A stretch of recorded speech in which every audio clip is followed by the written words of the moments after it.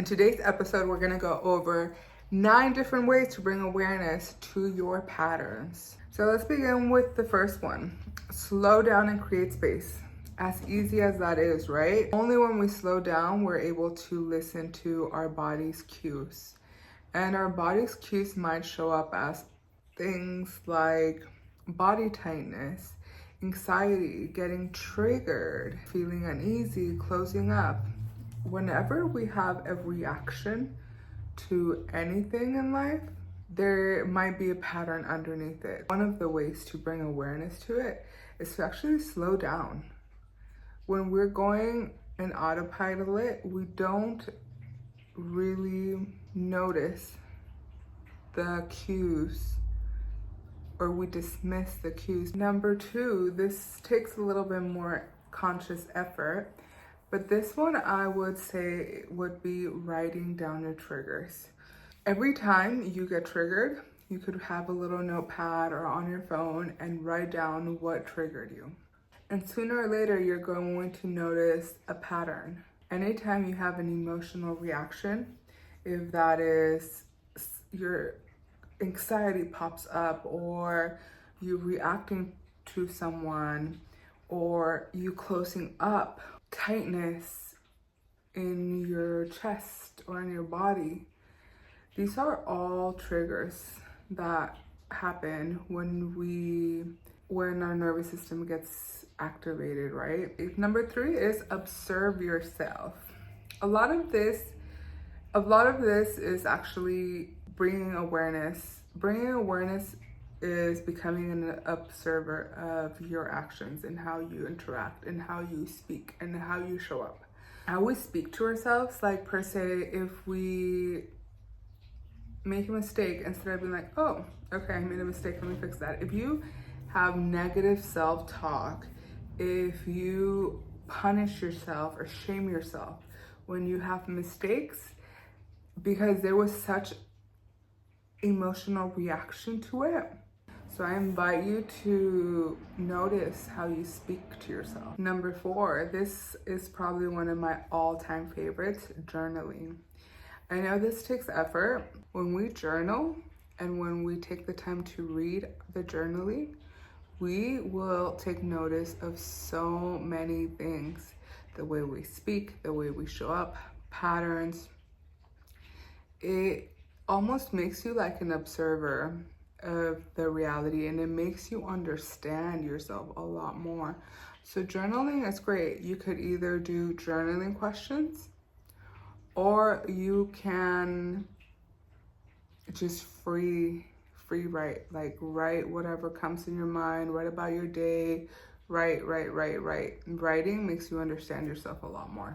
Another one is really listening to our body's cues. So remember, whenever we feel or react, or our body reacts by any emotions, there is a charge underneath there. And that charge is attached to a belief or a pattern, right? So notice if your body freezes up with certain conversations, or you get anxiety, or you close up, or any physical sensation. Instead of dismissing it, just take note. Like, why, with curiosity, why did that cause an emotion inside of me? Emotions are signals, right? They're signals to our brain. So when we are able to pick up that signal and analyze it quite a bit, we are able to pick up patterns. Another one that I said a little bit earlier is get curious. Instead of getting critical over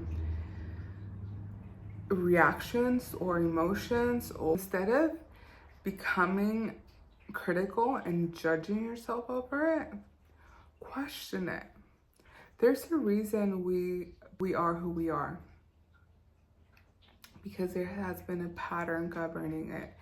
And when we're repeating the same thing over and over again, curiosity could be your best friend, because then you're not attacking yourself. You are being a compassionate observer. And when you don't attack yourself, you're able to open up a lot more than when you become critical. Another technique is mirror work.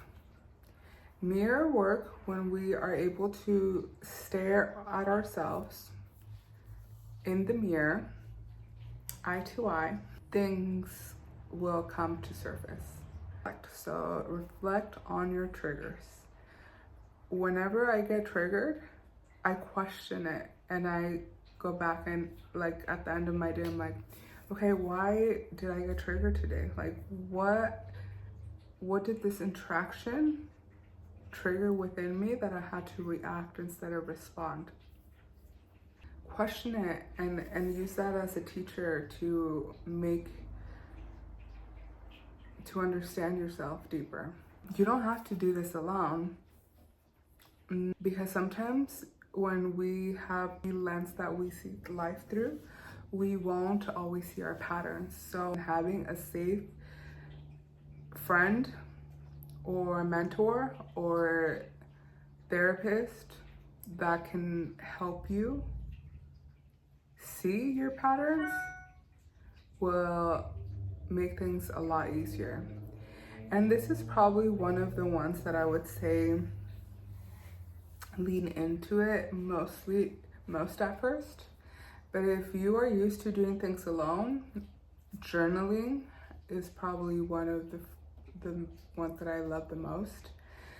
But all the other ones are little ways of bringing awareness so you could support yourself in a better way. So that was that for today's episode. If you have trouble understanding what patterns are, I recommend you to go look at the one before, the episode before this. I will see you next. Thank you for watching.